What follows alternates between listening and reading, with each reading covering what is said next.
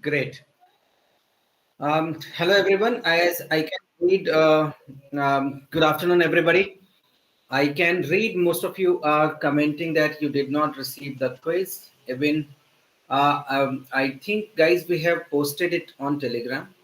And if you have not received, my colleague has already posted the link here in the comment section as well. So please participate in that link, but not right now. I mean, you can do it later once you are done with today's session. Today's session is going to be extremely very technical. We have overstepped time yesterday, so I have accumulated yesterday's slides. Today's slides are also there are too much of slides today as well. So we are going to be a little faster and a little in pace, but that doesn't mean you can always post a question. I have my colleague joining me today. So all these while from day one, I have my colleague Avesh, who is handling the entire technical know-how from the background, and he's a young chap, very expert in the kind of technology we are using. I'm novice, so thank you Avesh for doing it. And and we have one more colleague today who is expert in data and who is one of our colleague who is always helping our students and candidate and colleagues who are joining us into data analysis and screening data and making the data look more beautiful and convenient for anybody. So Ranvijay will be here with me in the screen. And in case I'm explaining you something which is little critical, and I don't want to deviate my attention from explaining what I'm explaining. So on my behalf, Ranvijay will post responses to you in the comment thread itself. So, and if there is anything more specific, you can always repeat your question and I will attend that question. That is, so my intention is not to attend the question. I'm extremely delighted. Professor Brahmbhat, welcome. Aarti ji, welcome. Eben, welcome. Phantom, Sarans, thank you very much, guys. Everybody is here. And I'm just trying to say that because it is very technical, so most of the times what happens, we are in the middle of some explanations. I don't want to lose attention from there. So to not missing out any questions, Mr. Ranvijay Krishna, he is going to help us. So thank you, Ranvijay, thank you, Aves, and thank you entire Persic team who is designing this content and helping us, all of us, interact in this platform. I hope this platform is going to be helpful for all of us who are engaged into such a beautiful thing in the world. Okay, so I really want to apologize from the people who could not appear in the quiz yesterday. However, the intention was not to not send you, maybe because of some technical things you could not receive, because it is there in the description of this yesterday's YouTube video. In the description, you can find the quiz, you can find the feedback form over there, you can find all these things over there. But in case you have not received it, we will ensure that today you receive all the quiz. But out of those who have received the quiz and performed 100% in both the quizzes, I don't know, guys, how you do it, because like most of the times what happens, I have a sense of exam fear. Like even if I know, I kind of miss some of the things in the questions always.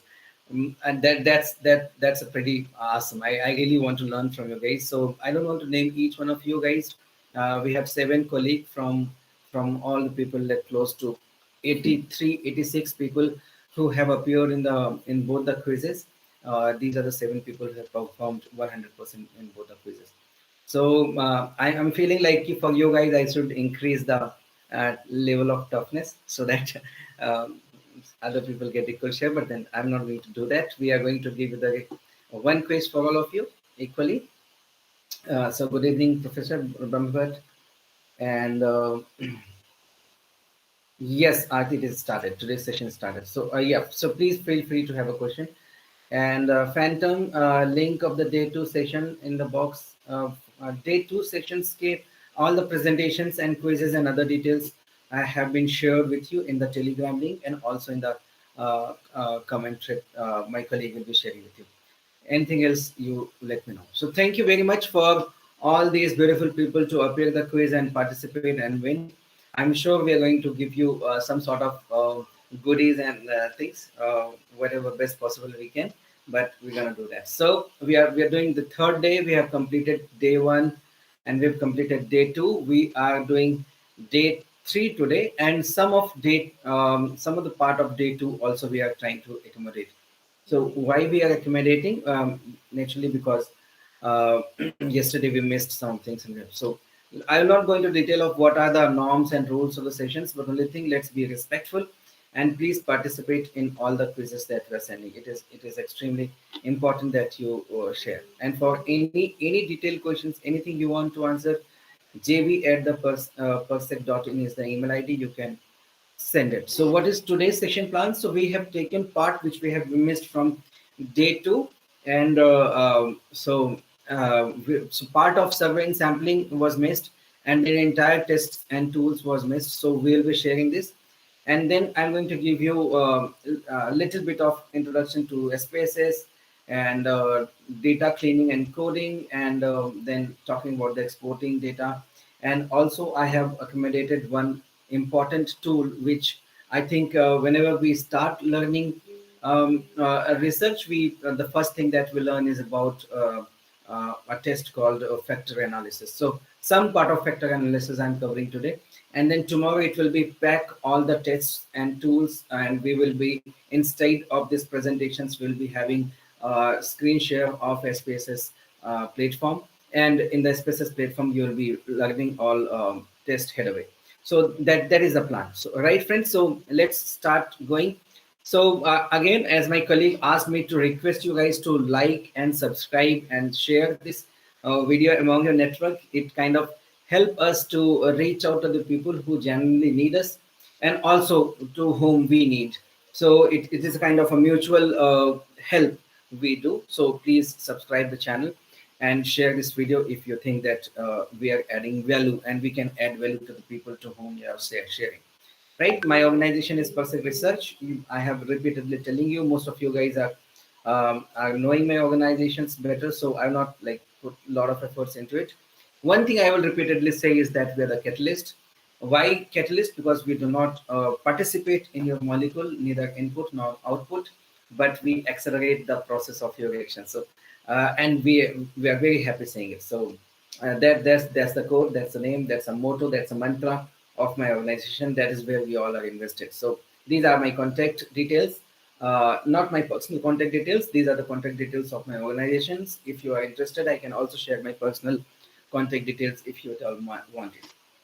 The idea, the aim, the objective, the purpose, the mantra, the motto, the code of the credo of Persec Research is to inverse the pie, that a lot of people appear taken into PhD program and not the same amount of people complete their PhD. So I want that all of us complete our PhD, and I mean majority of us complete our PhD. Everybody is not able to complete it. There is always some external uh, reasons unexplained to most of us. This is life. Life has to happen, and life has its own stranger way to happen.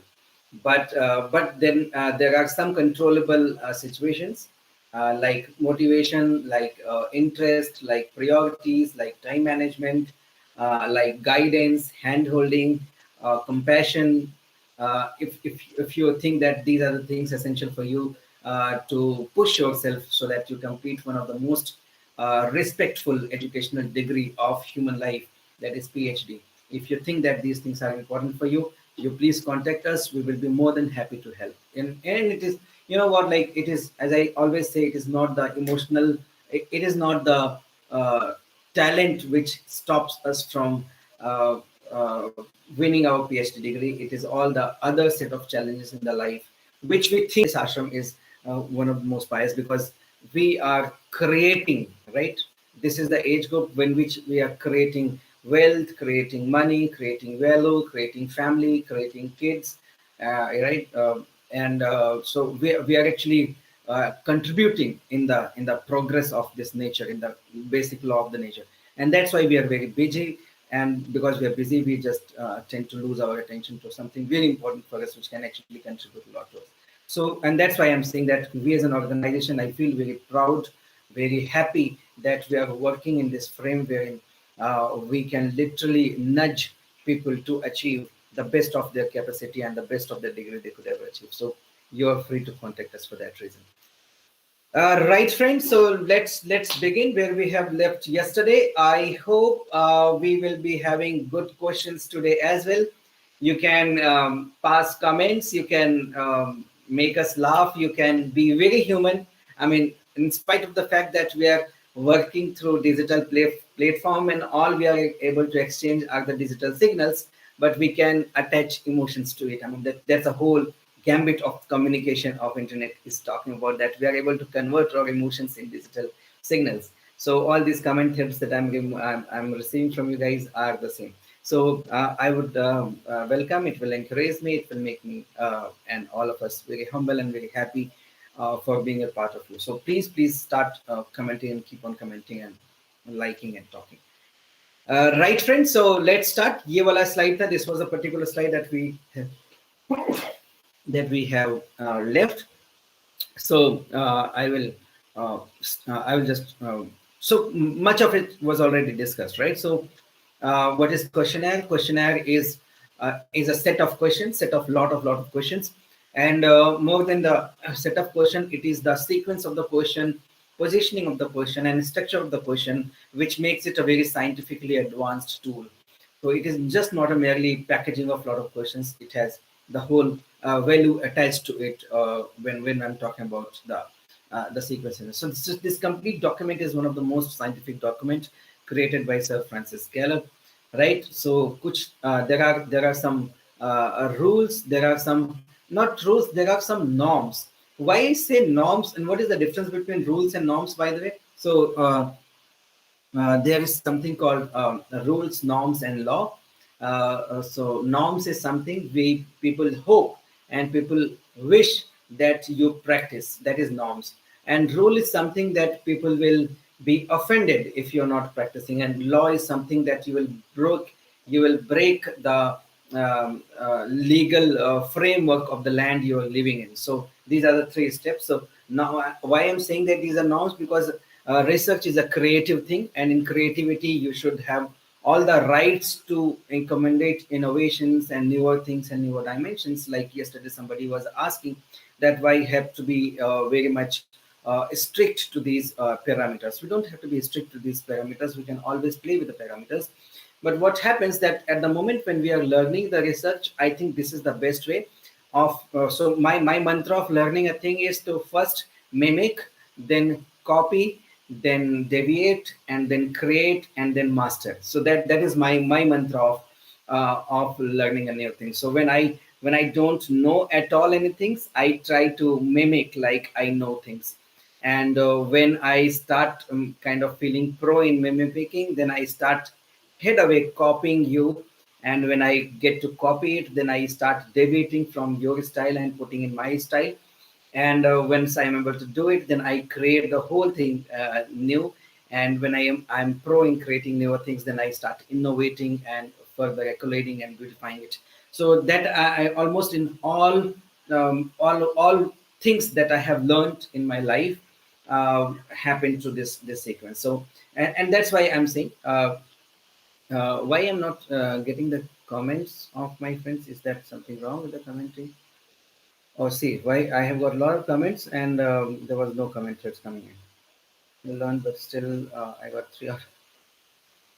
Professor Brahm, but I think you have the same problem what I have. So exam is not a criteria, but ultimately, so like Narayan Murthy says it, that meritocracy is not the ultimate test of human talent, but we don't have any other tool to be impartial and ethical, moral, and legal in prioritizing to give the opportunity and not give to opportunity, because we always live in a scarcity of so there is a term called scarcity which manages our life, and there is something called abundance which manages research. So I will come to, when I will talk about statistics, I'm going to quote you. There are a few contradictions about human life, and one is this contradiction that we always live in a scarcity, but when it comes to research we always have an abundance, and we have to pick it from it and make sample out of it. The reason we are making questionnaire from it. Oh yes. So uh, Yeah, earlier took. So thank you, Ranvija. Thank you for answering on my behalf. In case if I get to pay any special attention, I'll do that. Oh yes, so please go back to the previous classes links if you think that you're feeling kind of miss out. Though we have ensured that those who have attended first two lectures are only attending the second lectures. Get the link, and you are always welcome. And maybe if you're feeling missed out, then you can go back. However, each and every lectures are designed in such a fashion that wherever you started from, you will feel like you are very much in here. Okay, so questionnaire, one variable, one logic, that is thumb rule. There has to be, there has to be two variable and one logic at maximum. You're testing this logic between two variables. That should be the idea of your questions in here, questionnaire, and then should be focused on respondent comprehension. It should not be like you are very talented and your vocabulary is very high, all sort of things. No, it has to be all the layman language so that everyone can understand it and respond it in the best way possible. Should not invalidate the respondent. So let me give you one question of invalidating the respondent.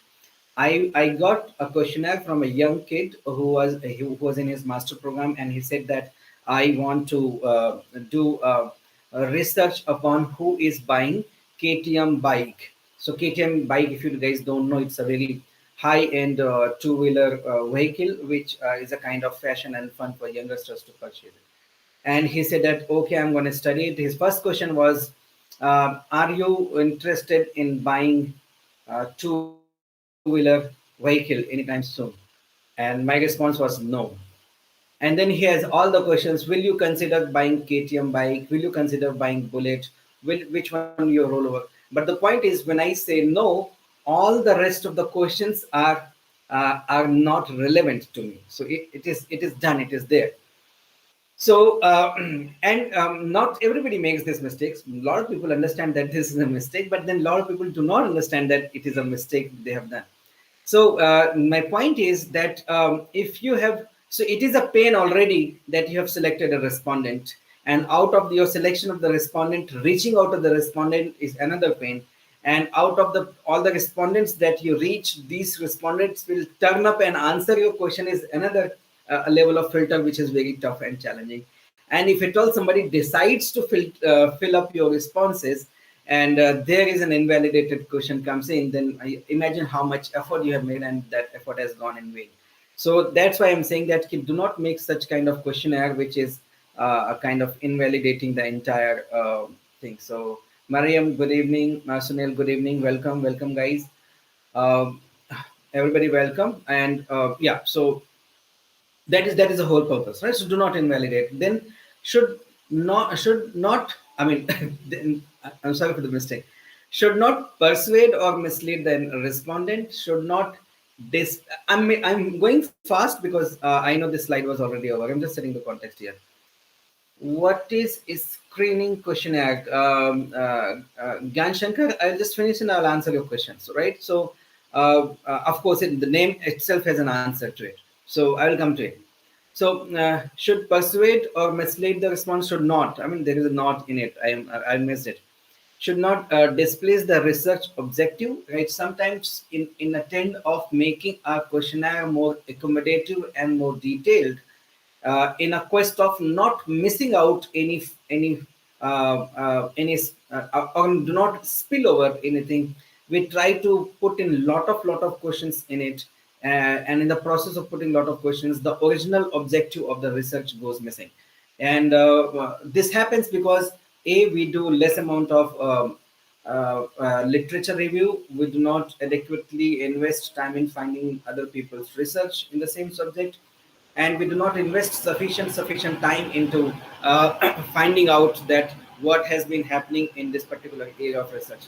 So that's why most of the times what happens that we get alienated or derailed from the original objective of the research. So do not do that, right? Should be able to test all the hypotheses and research problems. Like, all questions are designed specifically in the sequence of your statement of objectives and the hypothesis that you have created, and absolutely easy for the respondent, right? So Ranvija, can you write an answer to Gaya Sankarji, and if it is like, if he is convinced, otherwise I will I will try to answer the question, right? Because I have 30 slides to move. I'm a little fast here.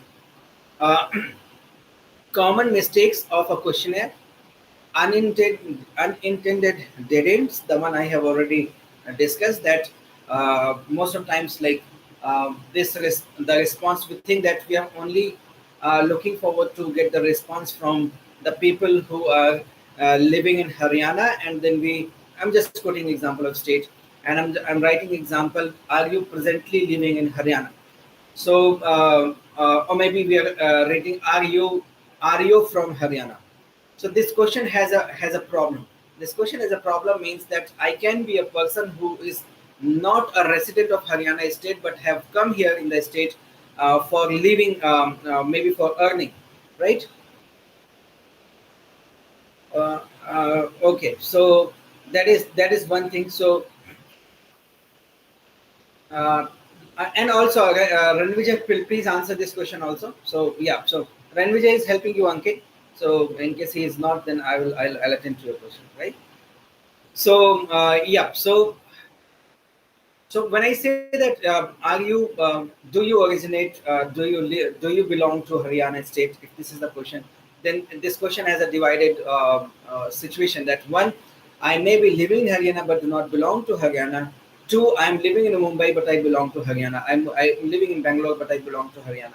So in both the cases, the question is not leading to any comprehensive and determined research to it. And on the contrary, the other example that I have given, that the question is abruptly ending the complete questionnaire. The respondent is not feeling any more relevant to answer your further questions. So that should not be happen.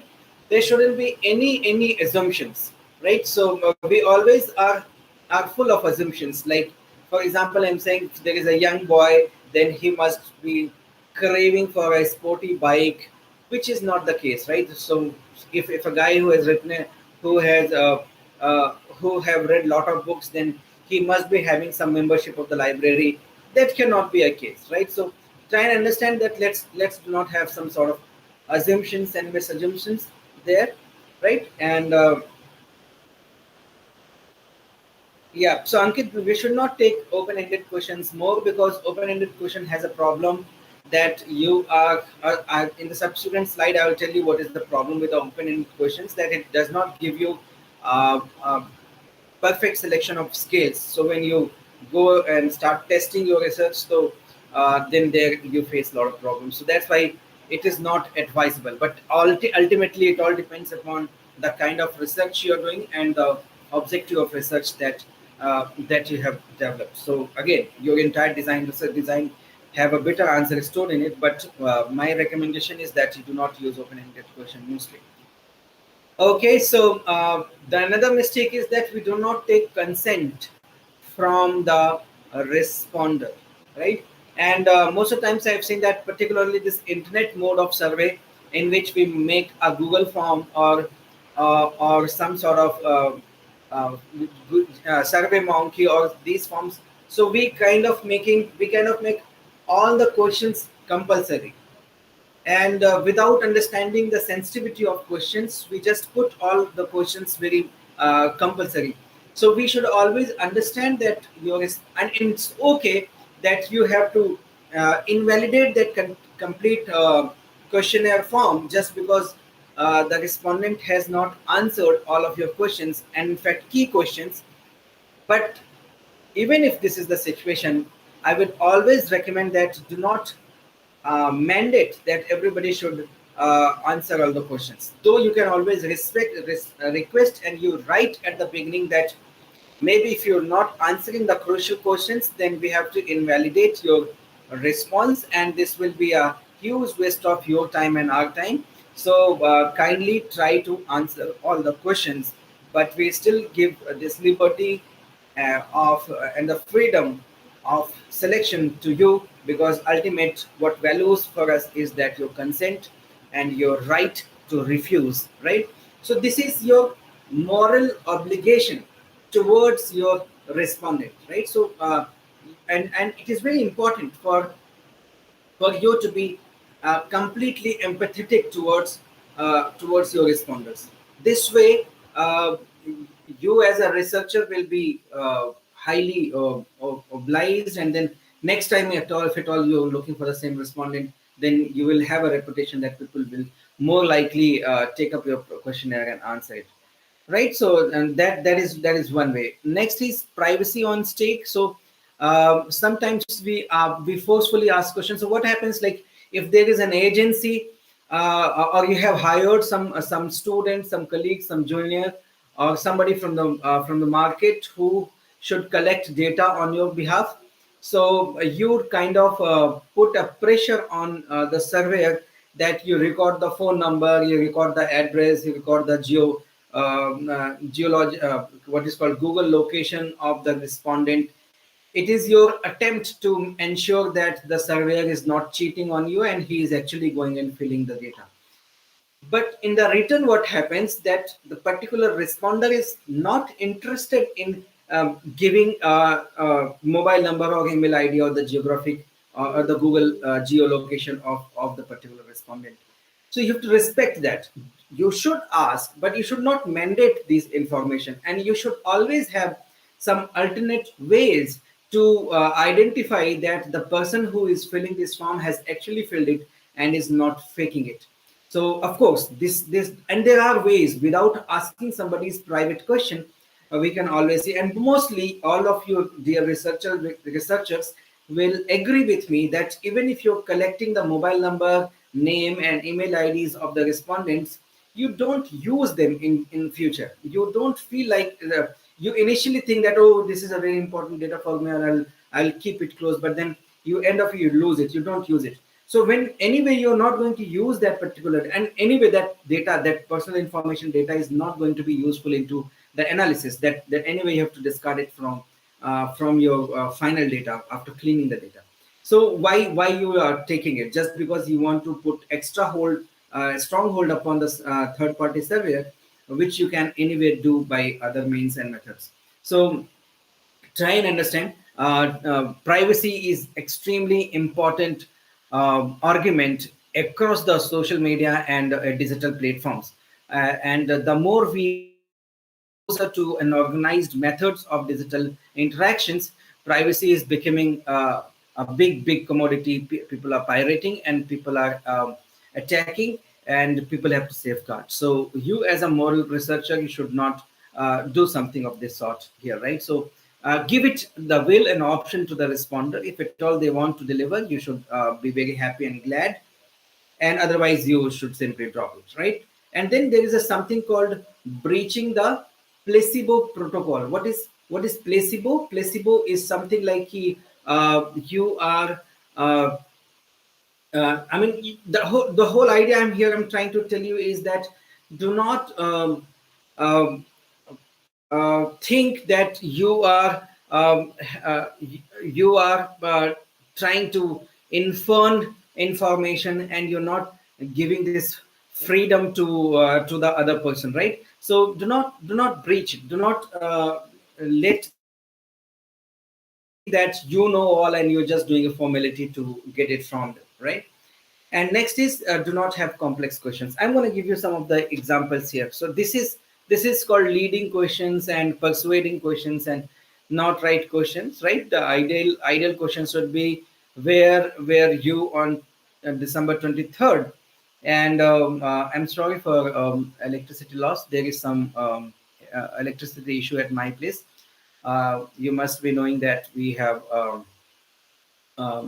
typhoon coming in the location, and that's why there is a power cut all across. So my inverter is jam, and that's why you must be seeing I'm a little sweaty today, but I can manage, so don't worry.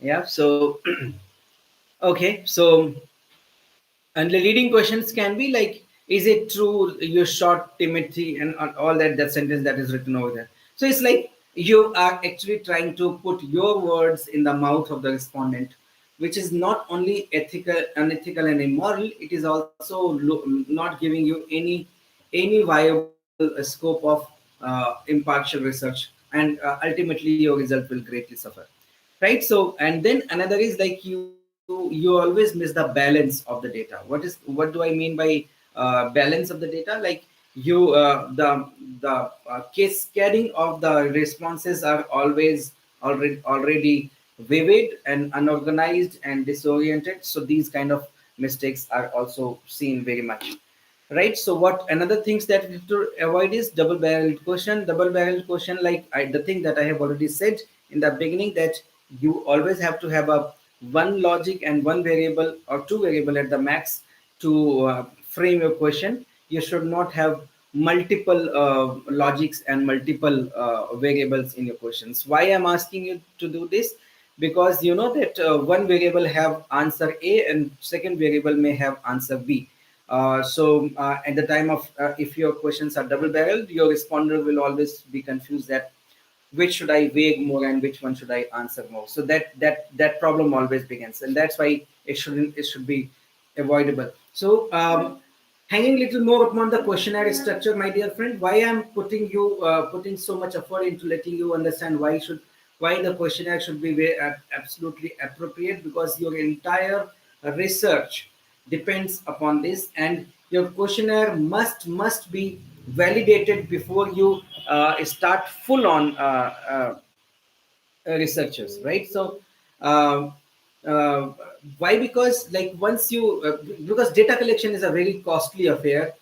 Your money, your time, your resources are invested a lot in here, and the moment you you do not validate, you do not confirm that your questionnaire is absolutely right and pointed towards the objective of your research, and you collect all the data, and later on when you go and analyze it and you're not getting the kind of results you expected from it to get, then the entire your effort has gone in vain. So for that reason, like you always do this testing, like for example, what we call it is a water testing. So always do a water testing of your questionnaire, and evidence-based water testings. Just do not do a random sampling. You first process is that you ask your fellow researchers uh, or maybe fellow researcher or your guide, your research guide, or anybody for that matter. You ask them to make their comment, their open-end comment about your questionnaire. Most likely you will get lot of insights from your fellow researcher or the senior researcher or the guide or the supervisor. Chances are very high that they will correct more than 80% of your research design. And then you go to some 10 to 15 respondents and known ones, like the people who are into your network, and ask them to fill the responses as by marking to the kind of respondent you are attempting to get the data as from, and then ask them, kind of interview them, that did you face any kind of question, any kind of confusion, any such thing which you think worth removing from it or improving from it. Once you get it, the data is validated, once this data is true, then only you go for the full-fledged data collection process, right? So that is done. Ranvijay, why don't you give the complete answer, so that we end up that part, right? So going ahead, friends. So yeah, so I from now onwards we are going to start the statistical tools, and in the statistical tools I'm going to use a phrase which my professor used to say always to us, and I want to pass that. I kind of in love with that particular phrase, and I want you uh, to learn that phrase. It is going to be uh, very kind of, it's going to give you some kind of good feeling. The phrase is the musical magic of maths. So my professor used to say this always, that there are two things which will be always understood in the world, irrespective of the language. One is music, another is maths. So anybody in the world knows the basics of counting, and anybody in the world enjoys music, right? So, and this is the music. This is the beauty of music and maths. So I have my professor has added one more word to it. It is called musical magic of maths. So so here I want to tell you that particular thing. So what happens is, why the why the whole statistical mathematics exists for the first place is because none of us can take 100% population and examine it, right? It is not feasible, it is not viable, and it is not advisable. And of course, if we can do that, then the whole research is not at all required, because whole truth is exposed in front of you, and you do not have to make any additional investigation to obtain the truth from it.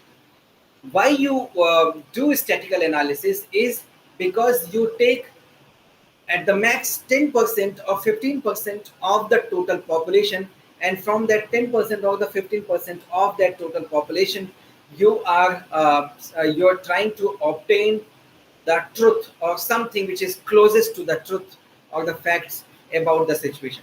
So mathematics is the process of obtaining truth from the smaller number of samples, right? And this is the beauty, right? This is so when you are able to understand the relationship of mathematics with your day-to-day life, you will realize that mathematics is not an unromantic and sad logics. It is basically a very emotional and fun-driven subject. And when I say that it is very romantic and fun-driven subject, so naturally I'm talking about the music and the magic. What happens when you are in romance? So these cordial lines below this musical magic of maths, I'm actually trying to let you understand that if you are trying to obtain truth from small number of sample from enormously large population, you should understand the four basic statistical, uh, not tool, statistical attributes, right?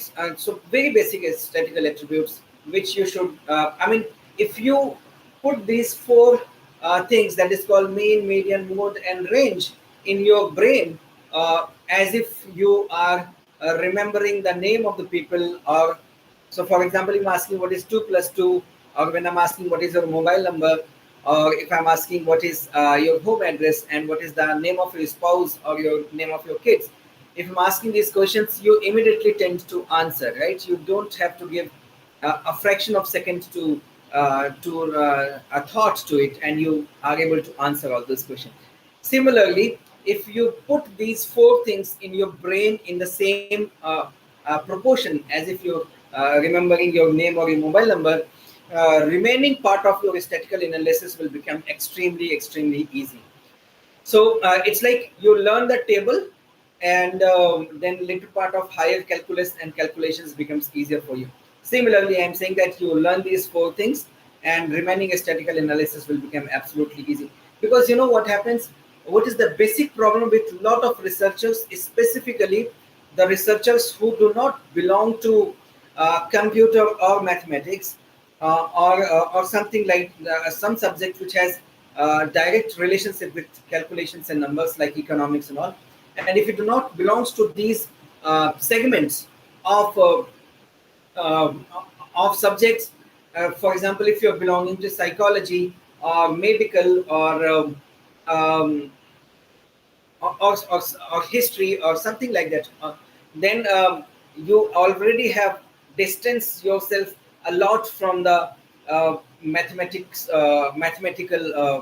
imagination. So you're not able to, even if you're able to understand mathematics, you're not able to imagine mathematics, and that is where the problem is. Like with research methodology and with the tools and tests and statistics used into research methodology, most of us are either simply cramming it, or reciting it, or kind of just putting it in the brain and not attaching it with the logic. And just because they are not able to attaching it to logic and not able to imagine what is happening in the background of the calculations, and that is why most of the case we tend to forget that what test, why, and what will be the outcome of these tests, and these things starts happening. The whole things start looking very heavy and very bulky and very unromantic and sad.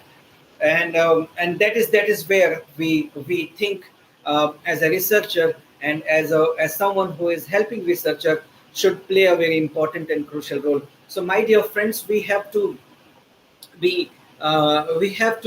kind of imprint these things in your brain, and the moment you'll imprint these things in your brain, the later part of statistics that you have read and studied in your 10th class, I mean, this is 50% of the statistics already that you have read in the 10th class. Remaining 50%, which is there in the 10th class of Indian education, if you will understand that and put this into your permanent memory, then the whole statistics, the lateral statistics and harder statistics become imaginable and useful, right? So, and you will be able uh, to imagine that, okay, if this is my hypothesis, this is my data, then what I should apply and where, right? So that's why I'm saying that you should understand. So out of these four things printed in color in a screen in front of you, uh, only one thing is a directly arithmetical uh, arithmetical analysis of the average or the central tendency. Other three are the qualitative part of it and not direct mathematical part of it. So right, so that's why I want you to put it into your brain. So what is mean? Mean is simply add it all and divide it by how many of them are. So, for example, you have calculated the height of 100 people. So, add the heights of 100 people and divide it by 100, you'll get the mean. So that's very simple. I mean, that's not something a lot of science has been invested here. But why I'm repeating it, because later part of slides will become very easy for you once you put it into your brain. So add it all, divided by how many of them are, you'll get mean, right? And put, if you've recorded the height of 100 people, so put the height of the people in the ascending or the descending order and pick up the exact middle mean, middle value of it, you'll get the median, right? And if this is even number, if the total number of respondents are even, then the two value in the middle, you just divide them and you'll get it, right? So that's median. No rocket science, I'm saying. I'm repeating it. It is not a rocket science what I'm telling you. What I'm telling you, that you have to imbibe it in your brain so that the subsequent slide becomes very easy for you to understand. So what is mode? Mode is the number of the frequency of the variables that has been repeatedly obtained in your sampling, right? So how many times have they come? It is simply is your calculation, right? So um, that is one thing, and then comes the range. So range is like the what is the highest height of out of the 100 people, and what is the lowest height you've got from the people, and what is the distance between them, is called the range. So you have to imbibe these four things in your brain, imprint it in your brain, so that next part of the slide becomes very easy for you. Now here comes the toughest part, and I'm sure if you guys are very attentively listening me, then I will see that there will be a lot of bombarded questions coming straight away, all right, for you to understand. However, the good thing about research methodology is that all the nomenclatures of the tools, methods, and definitions are very much hidden in the very name there. So, some whoever have actually the collective of the researchers who have designed this research methodology Hall of Fame have actually been very creative in naming it. So, and that's why I'm saying that when you, if you'll put your brain in the name of the terms which we are using in research methodology, you will be able to understand it, right? So, like there are two kinds of tests. All right, the definitions are here. I will help you understand more into. Okay, Dr.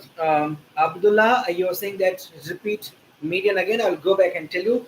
So median is so, for example, you have recorded the temperature throughout the day and every hour, right? So, so there are 24 hours in a day, and you have recorded the temperature of a particular place every single hour, And naturally from early morning the temperature is least, and it will increase and it will start again decreasing as evening passes, and will start go towards freezing at the night passes on. So this will be the structure, and you arrange all the 24 samples that you have taken about the temperature throughout the day of a particular locations. You put them into ascending or descending order, like lowest temperature to the highest temperature in a ascending order. If you put it that way and you calculate, then naturally there will be the exact value in the middle will be the 12th value and the 13th value. So you add the 12th and 13th value divided by 2, you will get the median of it, right? And if you've recorded the temperature of 23 hours, then exactly the 12th value will be your the value at the 12th position will be your median. So you got what I'm trying to say. So median is not the arithmetic competition, it is the assembly of the sample that you have recorded, and you're picking up the central most value of the sequence, and that is called median. I hope I have explained. So, and also Ranvija has said it is the middle value of all the samples that we have created. I hope I have made it clear, doctor, and if not, you can always ask again. So to explain this slide further without reading the text, I'll jump into the next slide for you to understand it. And as the name suggests, parametric tests are applied into the variables which are having any parameters. And non-parametric tests are applied into the set of variables which are non-parametrics, right? So the variables which are having no set parameters. So what do I mean by parameters? When I say parameters, it means your way of uh, the the mathematically measurable values, right? So if there is no mathematical measurable values, the 100% mathematical measurable values, then it is non-parametric. And if it is having a mathematically computatable values, then it is a parametric. So the option is very simple. So if you have got methods to create any parameters, though, then it is a parametric test, and if you don't have any specific parameters, it is a non-parametric test. However, there is a lot of debate. I have seen that which should be termed as non-parametric and which should be termed as parametric, because with the advent of technology, now technology has got this ability to calculate any and everything, right? So in fact, for example, the emotional quotient, all right, emotional quotient is an aesthetical value. Thank you, Dr. Abdullah. I really feel humble by your words. Thank you very much. So yep. So with this advent of Facebook and Twitter and Instagram, what has happened basically, we have got the computational value to the emotions. This is the biggest invention of digital platforms, that they have helped you understand and compute the emotional values, right? Before that, it was almost impossible for us to calculate how much you love someone, right? I mean, if at all your spouse or your partner asks from you that how much you love, you cannot actually give any measurable and calculatable answer to it. But now with the Facebook, you can always come and say that I have posted my picture and I have got 500 likes or 6,000 likes or 7,000 likes or 70,000 likes. That means your emotions are now exactly calculatable and measurable in a mathematical terms, right? So if has started happening, then imagine that how the very debate between parametric and non-parametric systems have started cropping out, and that's why a lot of researchers debate that which test should be called as parametric and which should not be called as non-parametric. However, in the session that we have planned today, we have attempted to give you a categorical ideas about what test should be applied on the principle of parametric and non-parametric decisions. So I think we will help you. And the good thing is, my dear friend, at the end of this session, I'm going to give you some beautiful web links from which you can obtain a lot of detailed knowledge, not only knowledge, lot of samples and examples, and that will give you a lot of future reference link, and it will give you, it will give you a second-hand opinion of what I am telling, so that you can make a confirmatory memory about what are we talking, right? So yes, I mean, it is wonderful use of social media. So, however, there are a lot of social dilemmas attached to it. I'm not going to touch that part, but I really want to put this, that converting an emotional thing into a mathematical thing have consequences, similar to what putting big and massive dams to the rivers coming from the mountains. The consequences what we face by putting dams on the rivers are the same kind of consequences we are facing when we are converting the emotional value into numerical value with the help of social media.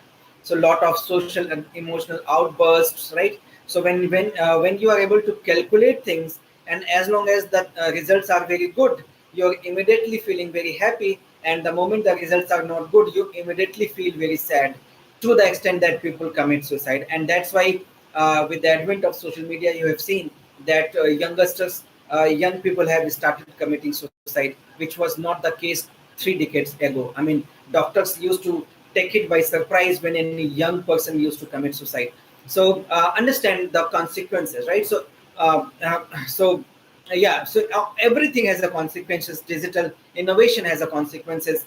The development itself has a consequences, right? So because development gives opportunities to choose and few, and does take away the opportunities from the large amount of the population. So but these are the debates we can always keep on doing. But yeah, we cannot stop development, we cannot stop innovation, and especially the digital innovations, they are disrupting and they're coming up new way.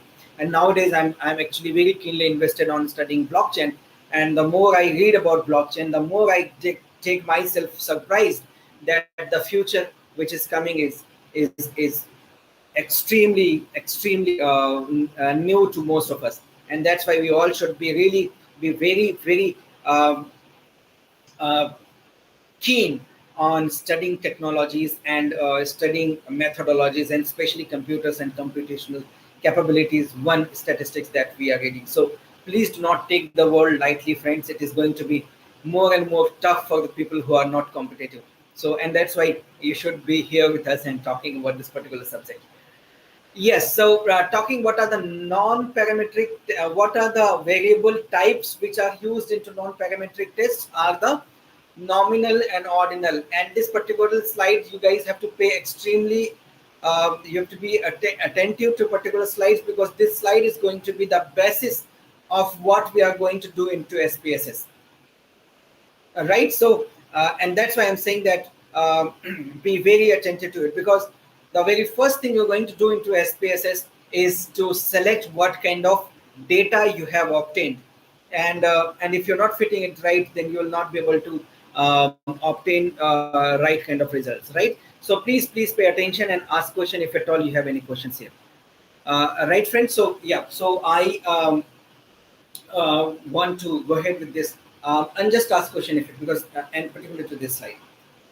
Nominal, used for labeling the variables. The classification doesn't have quantitative value or order, right? So you have a picture right in the right side of the slide. That picture will help you understand what I mean by nominal. All right, so nominal is like, for example, you're asking a question like gender: are you male or female? Do you belong to this side or that side? Are you this or that? So whenever you are asking these kind of questions, the response type is, the variable type is called nominal, because nominal values are not having any scalar quantity. You understand this? Scalar quantity. It is not a scalar quantity. It is a categorical quantity. It is just converting your entire sample into two groups, right? So it is just a grouping effort. It does not have a ordinal value, that if this is bigger than, right, male are bigger and small, female are smaller, or black is beautiful or white is not beautiful. So it is not actually kind of putting any ordinal or scalar value to it. So that kind of variable is called nominal variable. Ordinal is that when you have a sequences of order. So for example, if you have seen advertisements of Glow and Lovely, which used to be Fair and Lovely before George Floyd case, and before George Floyd case, the brand was called Fair and Lovely, and there were a lot of controversy around it, that people used to question about the color of skin attached to the notion of beauty, and abusive to the people whose color of skin is different. So it is a big debate. In fact, I have I've seen hoardings of the same brand from the same company in countries like Africa and Middle East, which is talking about the same notion. Everything is same. The only name is Dark and Lovely. So this Dark and Lovely and Fair and Lovely is a debate. After George Floyd case, this company has become Fair and Glow and Lovely. And Glow and Lovely always comes up with a scale of your skin color, right? So the 10 shades fairer and one shade fairer and so. So I mean that color of skin has been graded into numerical value. So earlier the color of skin, the tone of skin was not having any numerical graded value, but Fair and Lovely, the company has given a very ordinal structure to it. Yes, I mean it happened. So, so why I'm putting it in this way in the context is that now this, as you can see in the screen, what social media has done, and what the feedback forms and other forms have done, that they have provided an ordinal value which is computable, partially computable, and it is to set an order so that one is better than the other and likewise. But there is a still a limitation in ordinal value. The limitation in ordinal value is that if somebody is choosing option A and another is choosing option E, then option E is not 5 times of option A. I mean, it cannot be multiplied and it cannot be equated into that equal order. Means that if in a Fair Lovely graded skin tone example, if I'm saying that somebody's skin tone is 3 and somebody's skin tone is 7, that doesn't mean that the skin tone of 7 is twice as fairer as this one. So it has an ordinal value but does not have a computational multiplier effect to it, and that's why it is called ordinal value. So I maybe I'm confusing you more than explaining, but very important for you guys to understand that ordinal value is it's talking about the grade, but is not talking about the exact multiplier effect of the values. So, and that is where we have to put it, right? So we've got nominal value, we have got ordinal value. So if you have these variables who are trying to calculate the nominal and ordinal values, then the kind of test you are going to apply here is non-parametric.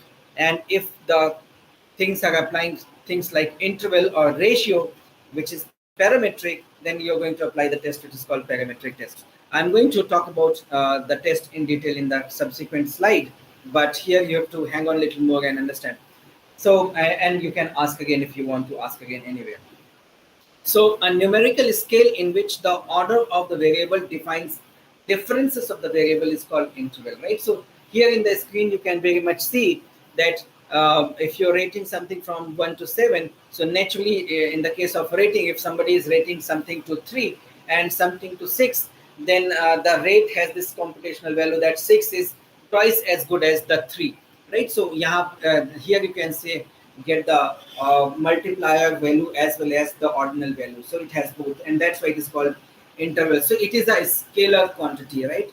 So earlier was a directional quantity. First, nominal is neither directional nor scalar. Ordinal is directional but not scalar. Interval is directional and scalar. And in ratio, it is that you have an absolute true of value of 0. So, for example, in in grading something, grading your experience, most likely if you have engaged in my lecture for 2 hours, and it doesn't matter however pathetic I was as a teacher or my slide was. Uh, yep. So yeah, a beautiful way to say it, Mr. Hamdi, but I will beg to differ from you. So yeah, let me continue. So, for example, I'm saying that it doesn't matter how much bad I was as a teacher and how much pathetic my slides and my content are, you will still give me some value called 2 or 3 out of 10, uh, or maybe one. But you will not give me zero, and even if you will give me zero, I will not take it as an absolute zero. Why? Because you have it's still invested 2 hours of your life to participate into this particular lecture. That means even if it is nominal, it has some value added to you. So, so in the interval scale, you can see that even if it is a scalar and vector, but still it has no absolute zero, the sense of absolute zero. That means the 100% applicability of mathematical and computational values is not applied to the upper three kind of variables, but it is very much applied into the fourth kind of variable that we are talking about. I assume that these things are clearer to you, and you guys are able to understand it. And if not, then let me understand. Put the question again, and I will be happy to help you here. Or maybe my colleague Ranvijay, who's helping me here, will be able to help you. Okay, the toughest slide of this particular presentation, and I know that it is going to have a lot of confusion, but I want you to pay attention to it and ask question if at all you have a question. Um, do not go to the blunt, only black color on the screen, which is again looking very scary. But if you will pay attention to the words written over here, the table is extremely self evident. Uh, yep. So thank you, Renvija, for helping out.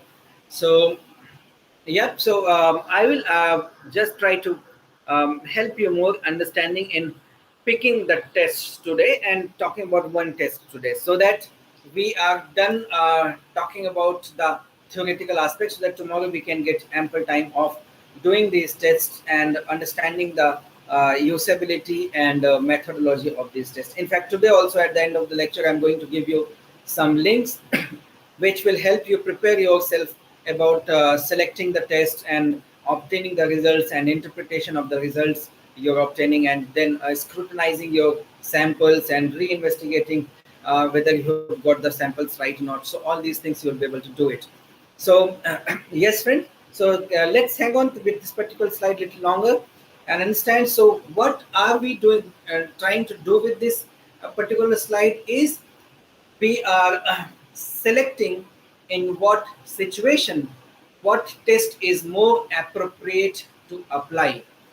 Let me put it this way. This is not a rule of law. This is a normal practice that if you have this situation, then apply this test, right? Other than in other situations, you have to understand that uh, there are other parameters also which are going to influence that what kind of test you are applying in your particular test, particular research, right? So it is not the complete bible of selecting which test is applied where, but it is it can help you in imagining the tests and understanding it, why it is applied and where it is applied. And that's why we have to put little longer energy here and understand, right? So in this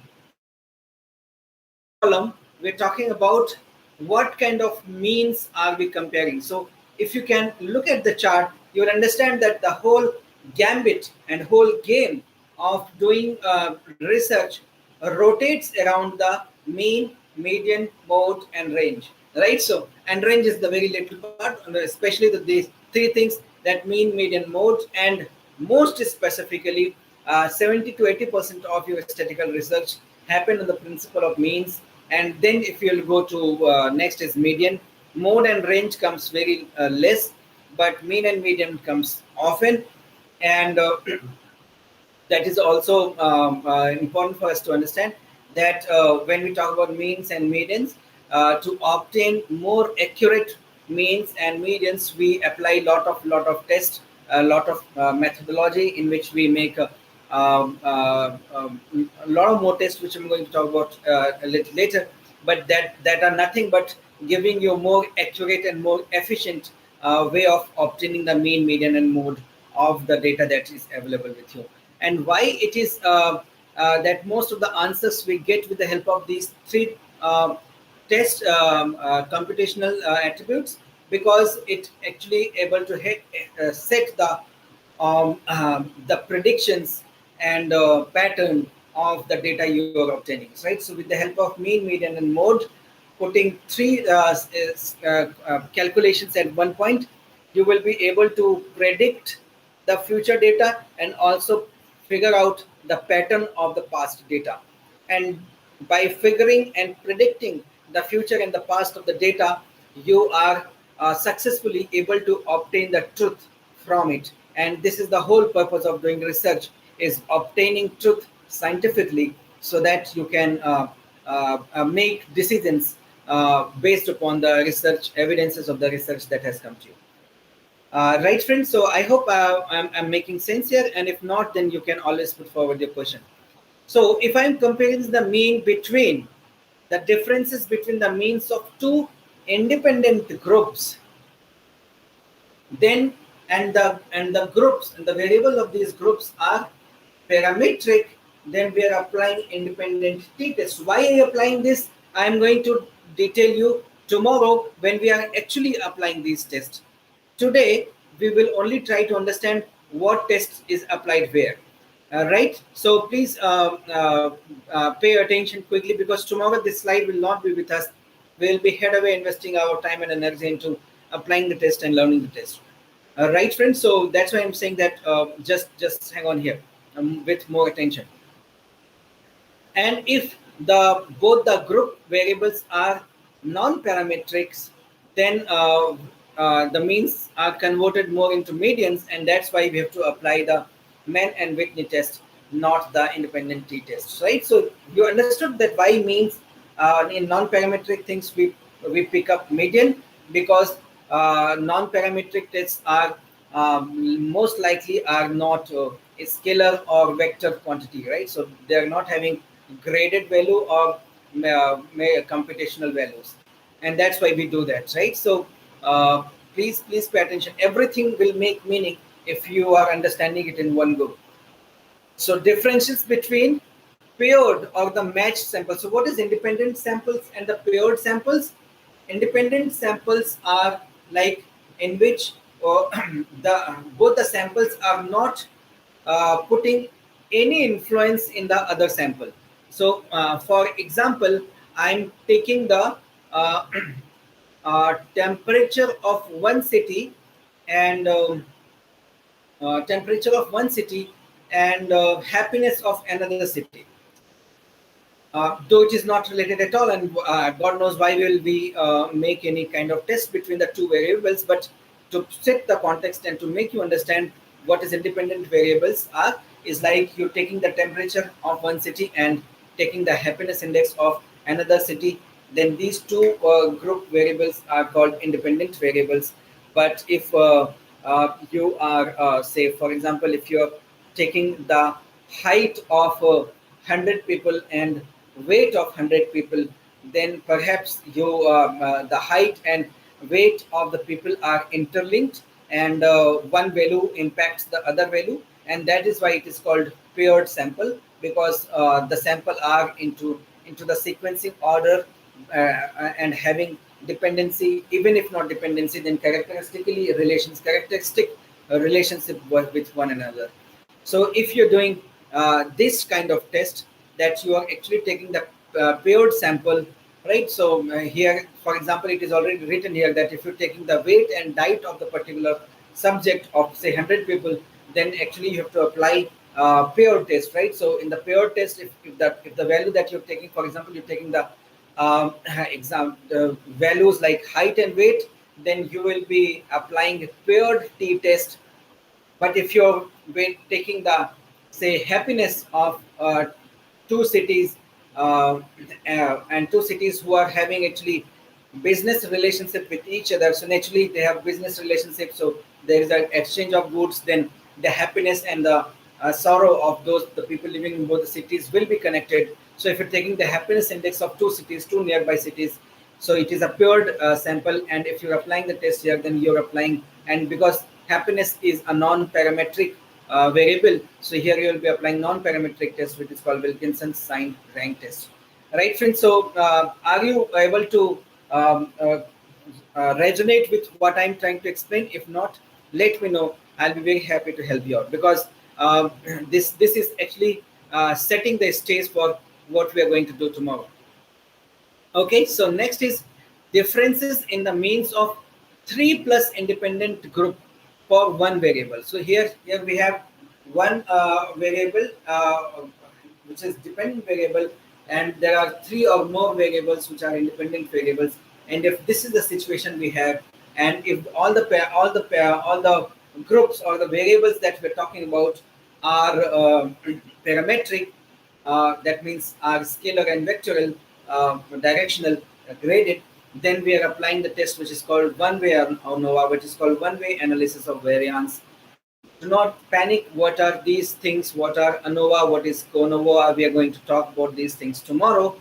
And even if we do not able to explain you better here, you still have connections with us with the help of Telegram and email IDs and websites and mobile numbers. You can always reach out to us, and we are very happy to explain to all of you guys. And whoever is listening to us right now, this service will be available for you at no cost. So please feel free yourself to contact us, because otherwise it is priced services, and we charge money from the people if we are consulting them on these parameters. So that is one good thing you can avail, guys. So yep. So, and if the variables we are talking about are non-parametric, then we are using right, Kruskal-Wallis test, right? So yeah, biology lover is a nice name. You don't have to remember all these tests. Actually, you have to do lot of research. The basic thing is that you have to do lot of research. And when one you will so for example, if I will ask class 1 student or KG1 kindergarten student that will you recite all A B C D Z X Y Z, and will you recite all 1 2 3 4 up to 100, then the natural question with this gentleman or the gentle lady who is in kindergarten will have that, do I have to remember all A B C D up to X Y Z and all numbers starting from 1 to 100? And they will feel, oh, it is too much. But now I think most of us do not even care to know that we know so many variables, we know so many language, we know so many alphabets, and we are able to compute such large numbers. So it is like how much time you are investing in it, and how much these things are coming are useful to you, and how much in how much frequency you are using these things, you will be able to understand it. So I empathize with this fact that maybe you're thinking that these are too many tests, but the fact is that write 4-5 research papers, and I can give you 100% guarantee that you will be able to remember each one of them. Not only remember the name of the test, you will be able to understand what tests are applied where. So I love this question, because I think some 7-8 years ago I was having the same kind of feeling what you are having. So no problem, friends. This is it's a beautiful thing to remember, and the best part is human brain has this beauty that it doesn't matter how much amount of information you record, your brain will never say that memory full or the syntax error, we cannot have more information. Human brain can never say this. Your computer can say this, your supercomputer can say this, your mobile can say this, but your brain will never say this. It is just that brain has this beautiful method of temporary memory and permanent memory, and because you're listening these things today, you will be able to remember these things all your life, regardless of the fact that you're going to use all of them or not.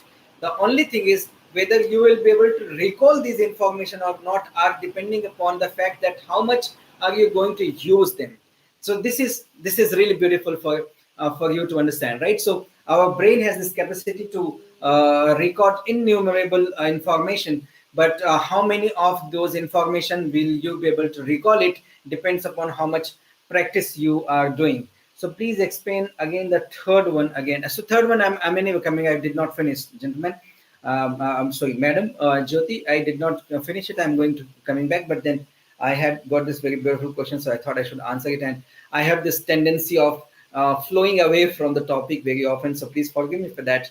I love talking, and I start talking with a lot of subjects, which often is not related to the kind of subject I'm talking in particular. But then, I mean, where is the fun to be very monotonous? We can always be right a little lighter in our discussion. We shouldn't be always loaded with so many things. Okay, I'll come back to what I've been talking. The option 3, that if you have independent variable and one dependent variable and more than 3 independent variables or 3 independent variables, then the test that you should apply is one-way ANOVA if all the variables are parametric, belonging to parametric test, parametric things, that is either they are interval or the ratio. And if they are nominal or ordinal, then you have to take it into non-parametric segment, which is called a KW test, right? So what is KW test? We will be talking about it a little later. So next is, and you please take the screenshot if at all. You guys have always this thought that sometimes this website, this PPT is not available. Sometimes you struggle getting the PPTs, and also better you take a screenshot.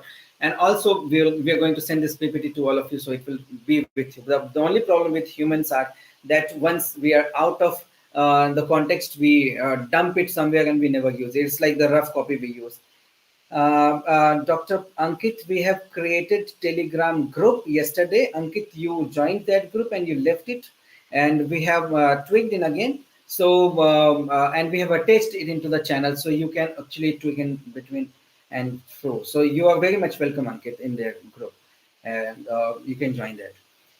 Thank you for your concern. In fact, because of you, I got to understand that channel is different and Telegram is different. So maybe we all are aging and the things are new for us. Okay, coming to the fourth one, differences between Evan is saying this is straying away from the topic of the discussion is the hallmark of a teacher, because I feel everything is connected. Thank you, Evan. And I so much resonate with you. In fact, I'm still here. I'm not able to see most of you. I'm not able to see the faces of most of you. But had it been the normal one-to-one class, I make a lot of jokes. I make a lot of fun, and I make sure that people are not sleeping in my class. But unfortunately, I can't ensure that whether you guys are sleeping or not. So, but then as long as you're online, I assume that you're not sleeping. And at least when you're staring at your mobile or computer screen, the last thing you will do is you're sleeping. So that way, I'm very happy. So thank you for empathizing, Evan. Okay, coming to the fourth one, differences between 3+ measurements on the same subject, right? So so understand this, that the difference between 3+ measurement into the same subject is like when you have a same kind of variables and the measurements are different, then you have to do repeated measurements of ANOVA, and if it is the non-parametric test, then you have to do the fragment test. So you know what, friends, you better take the screenshot of this particular thing. And today, when you log into the group, Telegram group, or maybe you all have my email IDs, our email IDs and mobile number and WhatsApp number, in whichever way you want to contact, you just post your questions so that we can address to the questions, and we do not like hang on each and every part of it, and we can save times. Because tomorrow when we'll be applying these tests, there again we are going to discuss the same thing again and again. So this way we can make save time, and comprehensibility of what we are talking will increase. So and for the same reason, I'm saying that we can take this screenshot and move ahead. Right. So, and then in most tests are not very frequent. Right. There are some tests like chi-square, like t-test, like one-way ANOVA, pure t-test, linear regression, simple linear regression, Pearson correlation, and experiment correlations are the tests which are very frequently useful. Other tests are not. I mean, all the tests are important, but other tests are not very much useful most of the times, right, friends? So it will actually help us save time. So we will be moving ahead with it.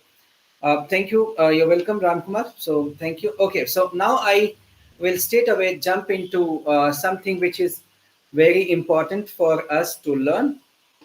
There are lot of tools available in the market, and SPSS used to be the hallmark of all aesthetical tool, but now it is no longer is the topmost and most preferred tool. However, because lot of why a lot of people use Windows, Microsoft Windows, simply because we have we have we have been growing up learning Windows. However, there are a lot of other operating systems, and the most safe operating system is Linux, and which is eventually free and does not cost money at all. But because we have not learned Linux, so we do not use Linux. Similarly, with the help of these tools, the first most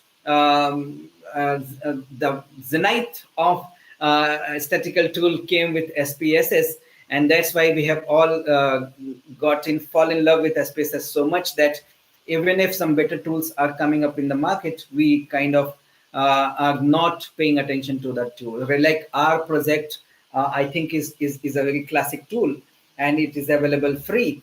On the contrary, SPSS is a very costly software, but we still prefer doing SPSS tests. One reason, because all the universities are having it free, and students kind of get it, and it is relatively big brother of MS Excel, and we all have studied MS Excel and spreadsheets all our life. So we kind of easily able to transport our data from MS Excel to SPSS, and that's why we kind of invest a lot of time learning SPSS. But I mean that's not like I have any sort of inclination against SPSS. I mean, we are anyway talking SPSS, but then there are a lot of other tools and resources available out in the market, and most of those tests and tools are really free and more efficient than SPSS. So you can imply it. In fact, in the last slide of the day, I have marked sources through which you can have. You can always have it, right? So we will discuss that part.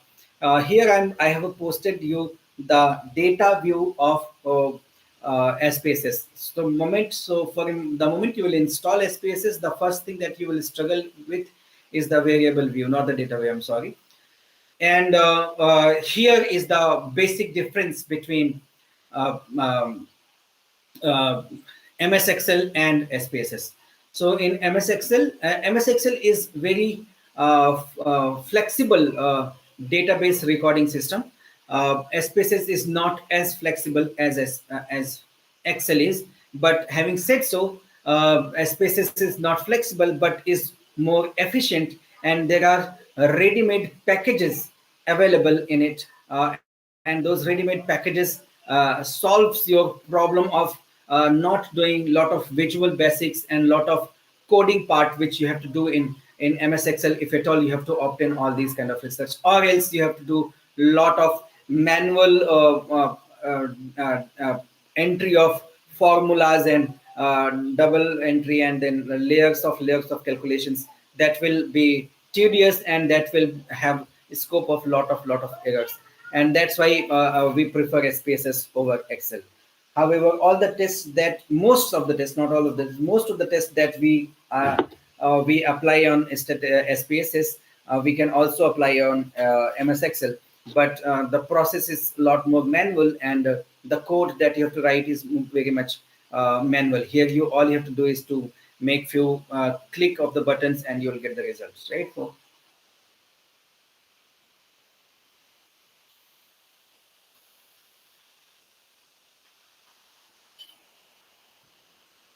right, friends. So, Yeah. So I'm just trying to put you into a frame. So once you will, when you will copy your data from Excel sheet or any spreadsheet to SPSS, this is data view, and here you will be copying it.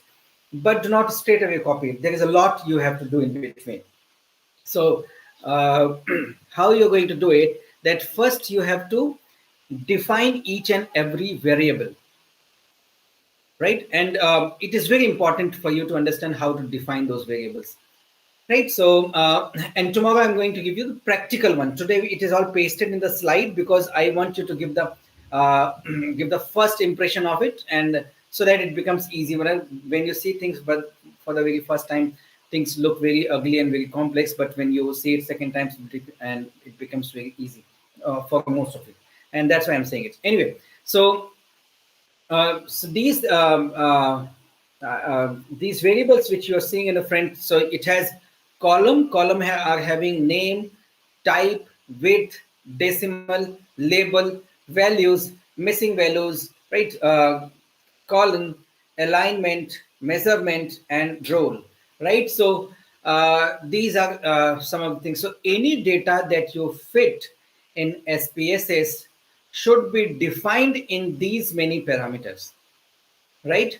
And the rows are the number of variables you are going to have in your database. So precisely, number of records of samples that you have collected goes into right. So sorry, number of questions you have asked in your questionnaire are the rows here, and each and every questions are recording a type of variable, and what is that variable, what is the attribute of that variable, how will that variable interact with other variables, are the things that you are defining here in the columns of the screen which is visible to you. If I have confused you more, I want to put it again. So, for example, you have a questionnaire asking 10 questions from any respondent. Then these 10 questions are 10 variables, and all these 10 variables have to be defined in SPSS. And in how many ways they should be defined are the columns that you are able to read here, right? So you may have a question, right? What is your age, right? So that can be a question. What is your age? And so in SPSS, you cannot use the entire phrase, what is your age? You can use it, but it will be very complex for you to remember and recall it every time. And that is why you will code the question, and you will write a code that A1, age, it is a number, it is a question number 1, and it is talking about age. So you can write the name A1. So that is the first column of your data. Number 2 is, will it record a value? What value will it record? Will it record alphanumeric value? Will it record date? Will it record string? Will it record text? What will it record? Right? So if it is recording numeric value, you will tell the type it is recording. So if it is a numeric value, how many digits of the value will be recorded? So for example, nobody can live 1000 years. So you don't need a 3-digit value, but people can live for 100 to 103 years. So you don't have to have a 4-digit value required here. You can help just do by 3 digits here. So you will say the width as 3. But do you need to record how many years and how many months? Then probably you would need the decimal value also, and decimal value can be 2 or 3, right? So likewise, how much decimal value you want. If you do not want any decimal value, you can put it 0. And if you want any decimal value, for example, you're recording the temperature, then probably in the case of temperature, you need decimal value, and then you can have width of 5, because you can have any amount of temperature you are recording, and then can have any amount of decimal value after it. So you can have 8 decimal value, something like that. but making it this, the data will look more bulky. So that data should not look bulky, and that's why these options are available, right? Now here at the label, you can use to define that particular code you have provided. So here you can write complete sentence, what is your age? So in the label segment, if you've written what is your age, and at the name you have written A1, so now at the time of competition, all you have to remember the code A1, but at the time of report writing and report generation, SPSS will already write the label instead of code, and it will write the age of the responder or something like that, so that your report will appear more comprehensible. And this is one of the feature which is not very much possible in yes, Gyansankar, labels in the SPSS allow spaces. In the labels, you can play about as if you're writing a normal English sentence, right? So you can do that, right, friends? So here, and then the the the column name value is extremely important for you to understand, right? Because irrespective of the value you have recorded is nominal or ordinal or scalar, you still have to code it in a numeric value. For example, you have recorded the question called gender, and in the gender you have a written code name, you have written Z only, and in the type you have written 2, in the width you have written, in the type you have written numeric, in the width you have written 2, in the decimal you have written 0, in the label you have written gender of the person or something like that. In the value you can have 1 2 3 value, but each 1 2 3 has to be defined, and 1 may be male, 2 may be female, and 3 may be preferred not to say, or the third gender, or undisclosed, something like that. And you can use 1 2 3, you can use 10 20 30, you can use 0 1 2, you can use 100 100 200, any number for that matter. But to make it easy, to make it imaginable, you use 0 1 2 or 1 2 or 1 2 3, and you value them. So what is the meaning of 1 here is male, what is the meaning of 2 here is female, what is the meaning of 3 here is prefer not to say or undisclosed, something like that. And it is very important for you to define it. So if it is looking for you in a syntax in this column, when you will actually define it, a pop-up will come in which you have to feed the data. And this is very painstaking process, but once it is done, it makes the remaining job a lot more easier. And that's why I'm hanging on so much here to help you understand it. Right, friends? So if it can have any missing value, so missing value is like if at all your respondent has missed filling the form of that particular question, so should the SPSS record some default value in it. So here you cannot, in the age, in the gender, you cannot do that, because you cannot automatically assume that the person is male or the female, right? So that's the thing. Okay, so column can be different thing. I'll just come back about. I will talk about column little tomorrow. Maybe I'm not able to recall it exactly what it is. Right alignment is simple. It can be right alignment or left alignment, and then comes the measure. Measure is what we've been talking into the parametric and non-parametric data so far variables. So if the gender is naturally is a nominal information, so you put nominal. If you're talking about say Likert scale, putting like strongly agree to disagree, then you have to put ordinal because it is an ordinal scale. If you're asking the height, temperature, weight, like these information, then you put scale. There is a third term called scale, so that you can put a scalar data. So scalar data can be a ratio, can be something, but ultimately at the value you have to record it. So ultimately it will go to the scalar data. Only 3 kind of data you can record: nominal, ordinal, and scalar. Right? You cannot record interval or ratio, because interval and ratio will be defined into the questionnaire. You don't have to define it here. Right? And the third is role. Role is input, like data has come as an input or has come as an output. So it is always input most of the times. In rare case, it is output. So right, friends. So once you learn to define this, the remaining part becomes very easy for you. Right now comes to the data view, and you can always flip the disk. At the bottom top corner, you can see the yellow and blue boxes marked in the blue color circle. So here you can see that the data view, the data view and the variable view. So we've been defining the variables. That is why it is called variable view.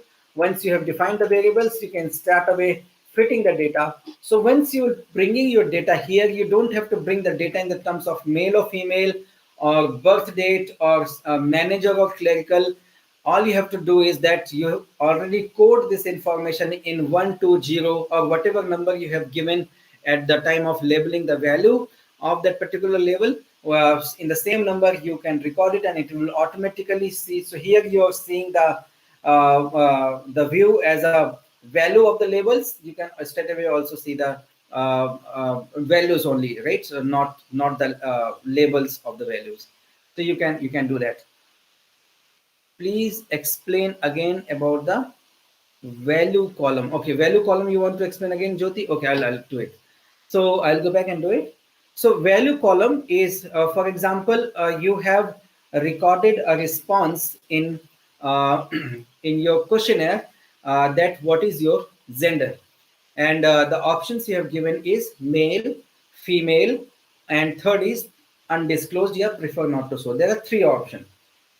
In SPSS, you cannot take male, female, and prefer not to say as an option. You have to take some numeric value as an option.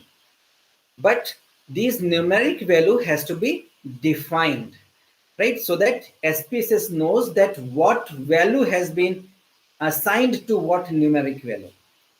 So maybe you have said 0 is male, 1 is female, and 2 is undisclosed. So there are three definitions. There are three values, phrases has been converted into numerical value. The use of these numerical values will be nominal, will not be ordinal or scalar, right? Likewise, if you have taken a vector quantity, right, vector quantity,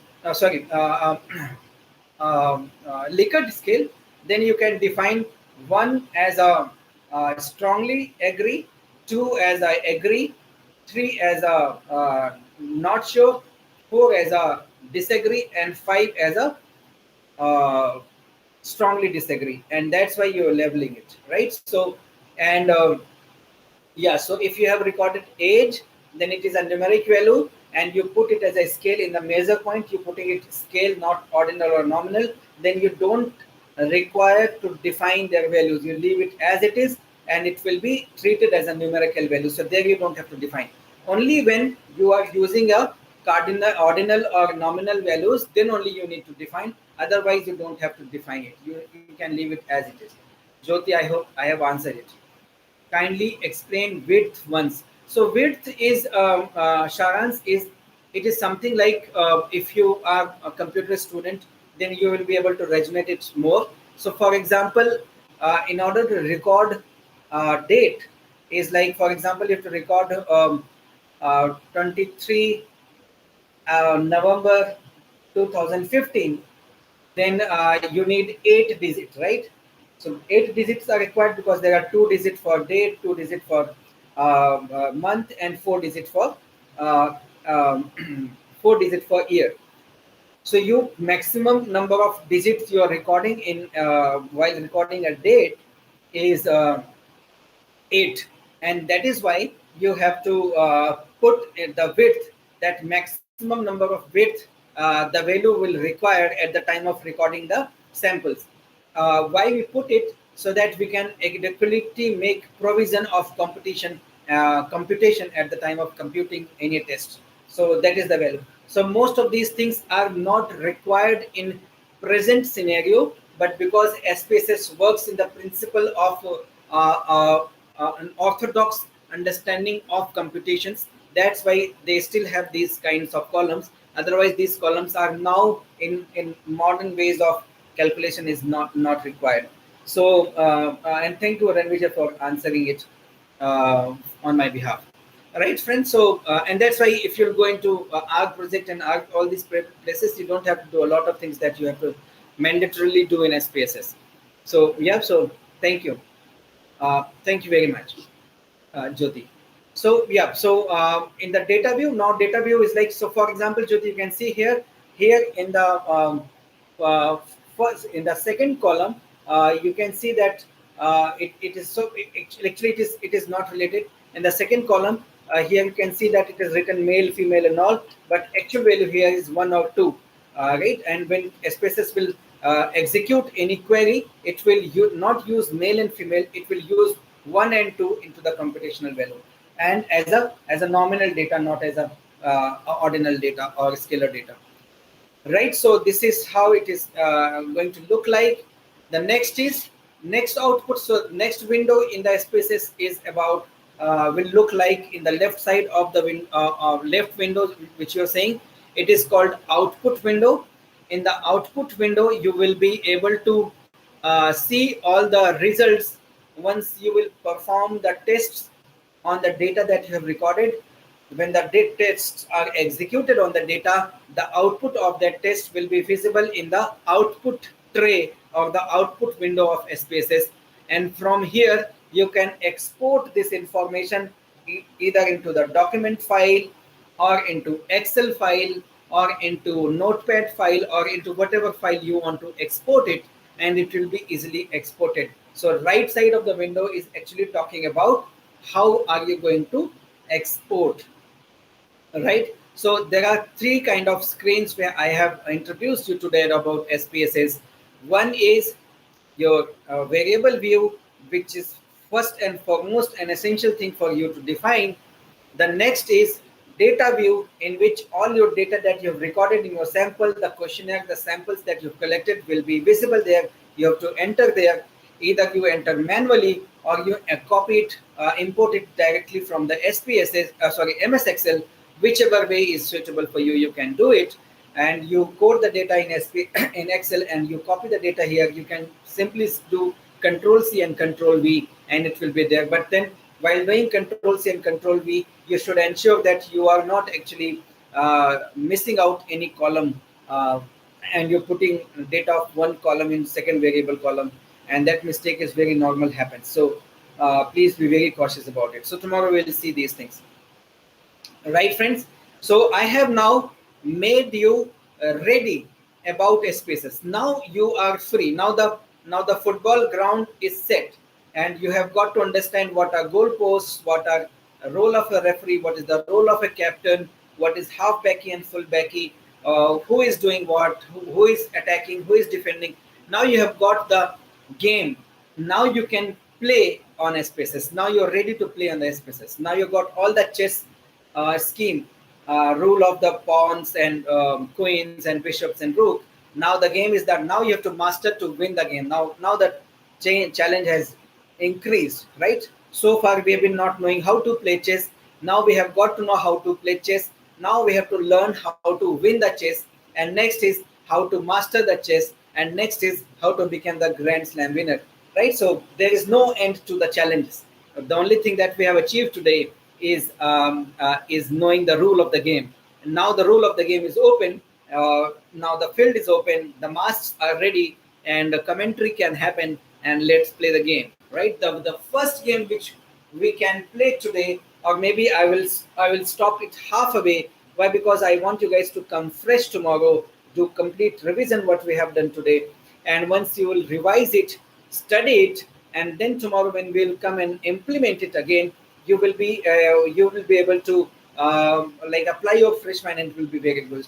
So uh, so I am going to send this complete file today, and tomorrow also we'll be starting from this file also, so you can see all the slides what is ahead of it, and we can always play around and keep ready your questions and we can ask.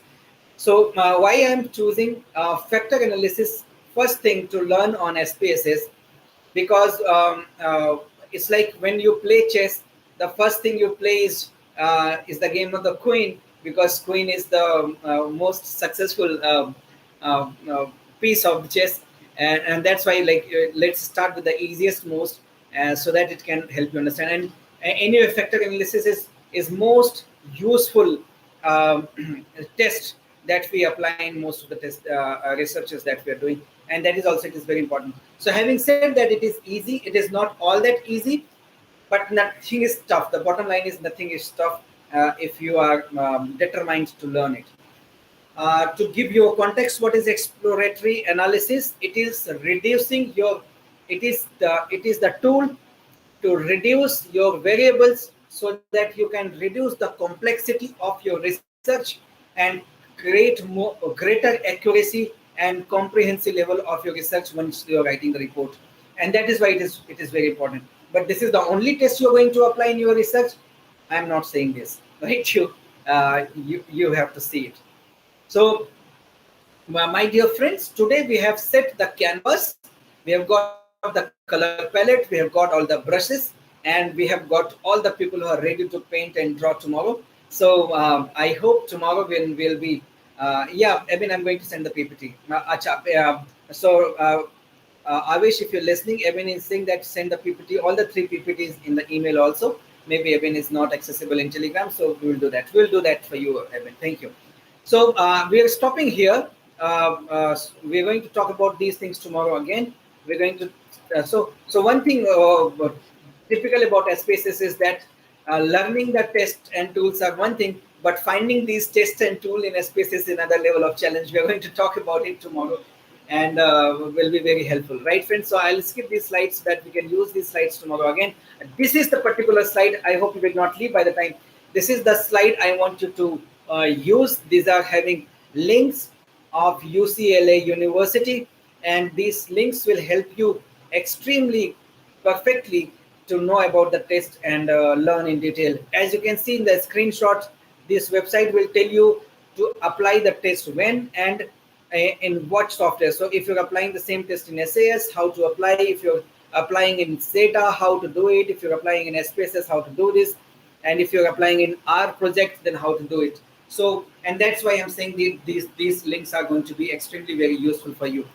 Again, I'm going to request from all of you, friend, my dear friend, is to please subscribe our channel, like it, comment it, and share it among the people who you think this slide is going to be useful as a catalyst to research.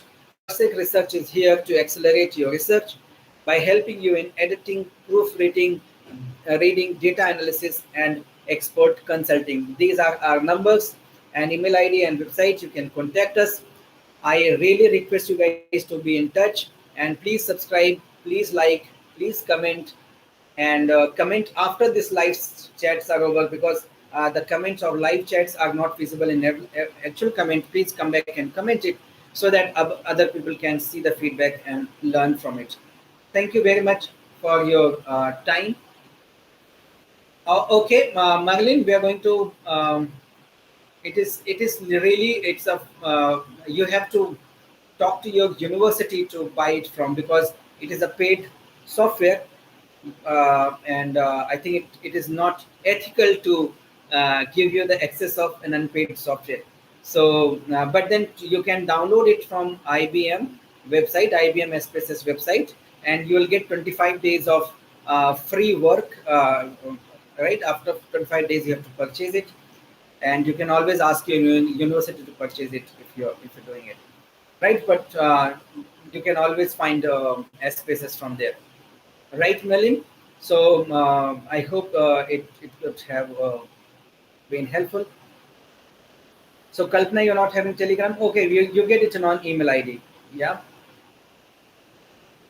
Thank you, Abdul. And I think yesterday you commented also, and it is so humbling.